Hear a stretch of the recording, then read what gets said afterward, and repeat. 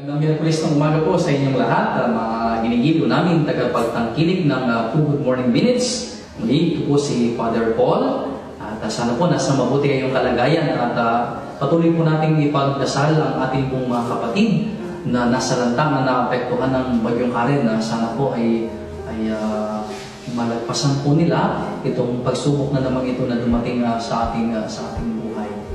Ngayong araw po na ito ay meron po tayong pagninilayan ng isang katangian ng isang alagad. Yung pong ebanghelyo nating narinig, kung ating babasahin po, ay it is about waiting patiently for the coming of the Lord. Di ba kailangan marunong maghintay ang isang Kristiyano? Una po, siguradong darating yung kanyang hinihintay. Hindi po, ang Kristiyano po ay hindi isang taong naghihintay sa wala. Mahirap po maghintay sa wala. Naghihintay ang isang Kristiyano kasi ang ating hinihintay na pagbisita pagdating ng Panginoon ay sigurado kong tutuparin niya. Hindi lang po sa kahuli-hulihan ng ating buhay, sa muli niyang pagbalik, ngunit sigurado po tayo, nananampalataya tayo na ang ating Panginoon ay patuloy na dumarating sa ating buhay sa mga pagkakataong minsan hindi natin mamamalayan. Meron pong dalawang paraan ng paghihintay. Yung isa po yung tinatawag na passive waiting, pero meron ang tinatawag ang isang alagad ay yung isang uri ng paghihintay, yung tinatawag po active waiting.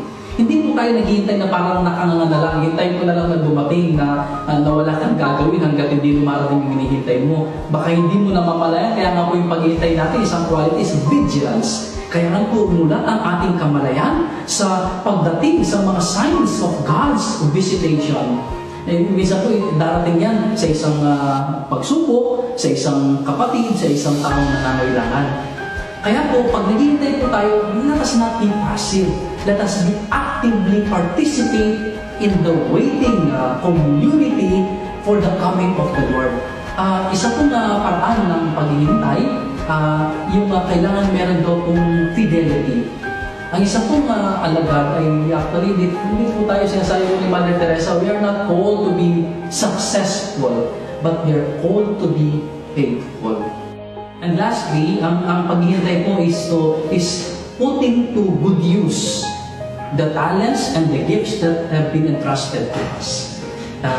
Konektado pa rin po ito dito sa ating missionary calling. As we wait, let us serve, let us put into good use the gifts that God has entrusted to us. Sabi po niya ng ating Panginoon, marami ang inaasahan sa isang tao, marami ang ipinagkatiwalang biyaya sa kanyang buhay.